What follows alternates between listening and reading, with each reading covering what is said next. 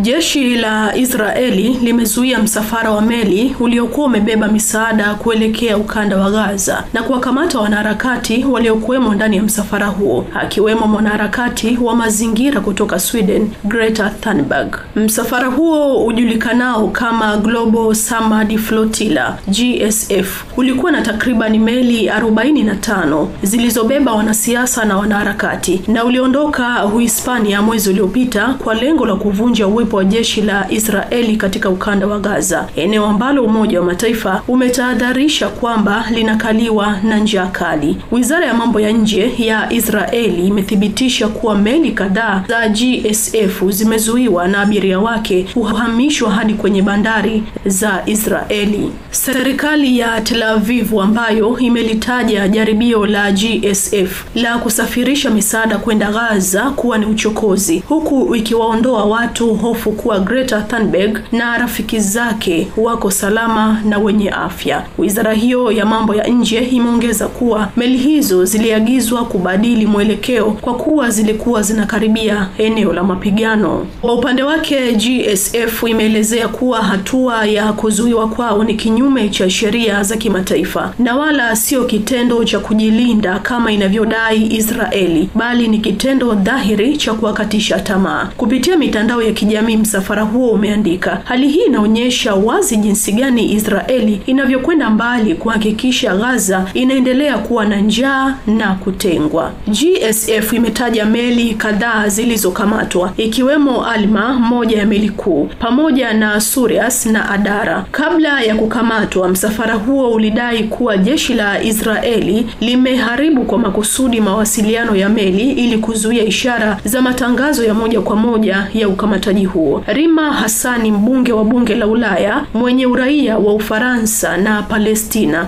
ambaye alikuwa sehemu ya msafara huo, ameandika kupitia ukurasa wake wa X kwamba mamia ya watu wamekamatwa kinyume cha sheria na kuzuiliwa kiholela na Israeli. Kundi la Hamas, ambalo shambulio lake la Oktoba 7, 2023 dhidi ya Israeli lilichochea vita vya Gaza, limelaani hatua ya kuzuiwa kwa msafara huo katika eneo la maji ya kimataifa na si la Israeli, na kuitaja hatua hiyo kama uhalifu na ugaidi wa majini. Uhispania na Italia, ambazo zimetuma meli za kivita kama ulinzi wa raia wao, zilihimiza msafara huo kusimama kabla ya kuingia katika eneo linalokaliwa na Israeli na kutangaza kuwa meli zao hazitavuka kile walichokiita mstari mwekundu. Waziri Mkuu wa Uhispania Pedro Sanchez amesema wanaharakati hao hawapo hapo kuonyesha hatari au tishio kwa Israeli. Natumai kuwa Waziri Mkuu wa Israeli Benjamin Netanyahu hataweka tishio kwa msafara huo pia. Wakati huo huo, maandamano makubwa yamezuka nchini Italia